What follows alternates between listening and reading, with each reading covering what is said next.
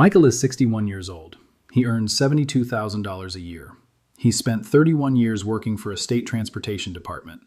Every paycheck, money was set aside with a clear promise: retire and receive 70% of his income for the rest of his life.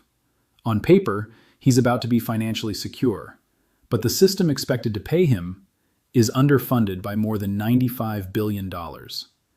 And here's what almost no one realizes. The real problem didn't start with the missing money. It started years earlier, inside a system that was never built to keep that promise. By the end of this, you'll see exactly where it breaks and why most people only notice when it's already too late. Because right now, nothing looks wrong. Not yet. Most people think problems like this begin with a visible failure, a missed payment, a delayed check, a headline that confirms something went wrong. That's when attention shows up. That's when questions start. But by that point, the outcome is already locked in. Because systems like this don't break at the moment of impact. They break quietly, while everything still appears to function, while statements continue to arrive, while balances still show numbers that feel reassuring, while no one has a reason to question what they're seeing. And that's what makes it difficult to detect. There's no single event, no clear signal, just a gradual separation between what the system promises and what it can actually deliver. And that separation doesn't happen all at once. It builds slowly until it becomes impossible to reverse. To understand where this starts, you have to look at what Michael was actually part of. Not just a job, not just a paycheck, but a structure built on long-term promises. The kind that don't need to be fulfilled today or next year, but decades later. Work consistently, contribute over time, and eventually the system takes over. It replaces your income. It carries you forward. That's the agreement. And on the surface, it feels stable, because nothing about it depends on what happens tomorrow. It depends on what happens over 20, 30, even 40 years. Which means the system doesn't just rely on money. It relies on assumptions. Assumptions about how much will be contributed, how fast that money will grow, how long it will need to last. And as long as those assumptions hold, everything works. At least it appears to. For a system like this to stay stable, those assumptions can't just be close. They have to be accurate. For years, sometimes decades.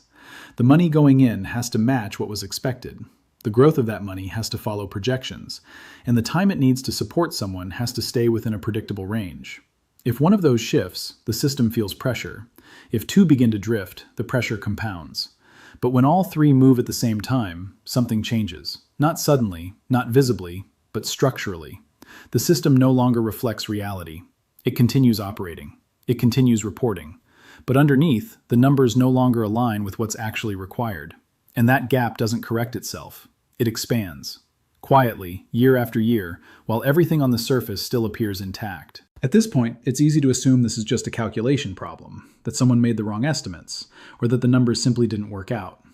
But that's not what's happening, because systems like this don't operate in isolation. They're shaped by the people inside them, and the incentives those people respond to.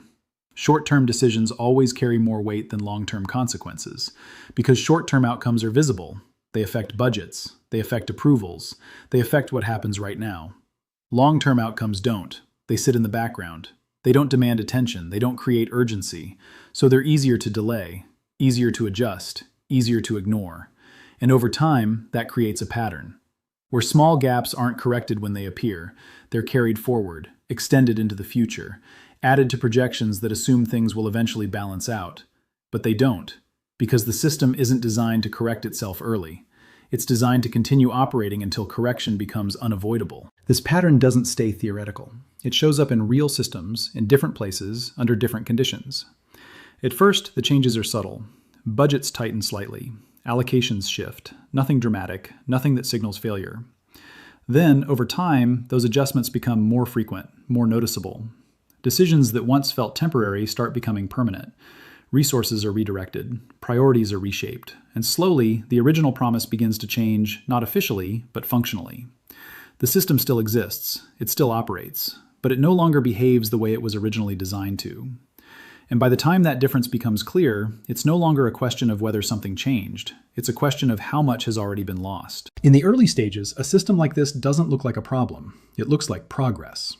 Promises feel generous. Outcomes feel positive. Everyone involved appears to gain something. Decisions are approved, agreements are reached, expectations expand.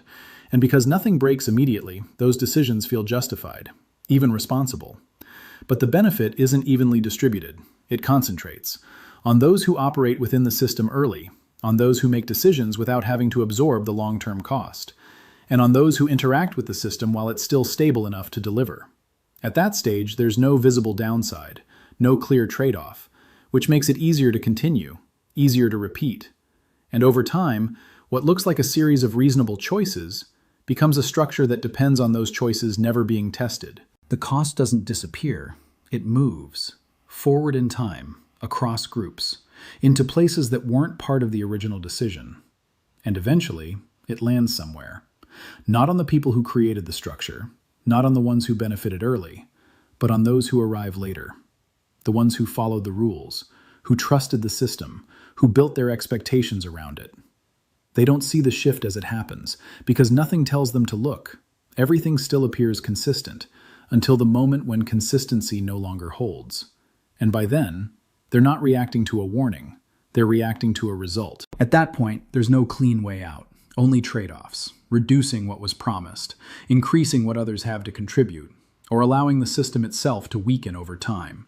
Each option carries a cost, and none of them feel acceptable, which is why they're delayed, pushed forward, reframed, adjusted in smaller ways. But delay doesn't remove pressure, it concentrates it. Because the longer a system operates without correcting its imbalance, the fewer options remain when it finally has to. This is why the most important moment isn't when something breaks.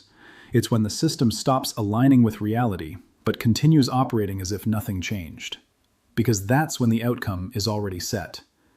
The timeline may be unclear, but the direction isn't. And this is what makes it difficult to see.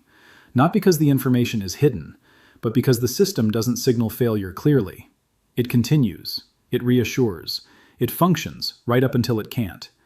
And by then, it's no longer about what went wrong. It's about who absorbs the result. Once you see that pattern, you don't just see this situation differently. You start to recognize it everywhere.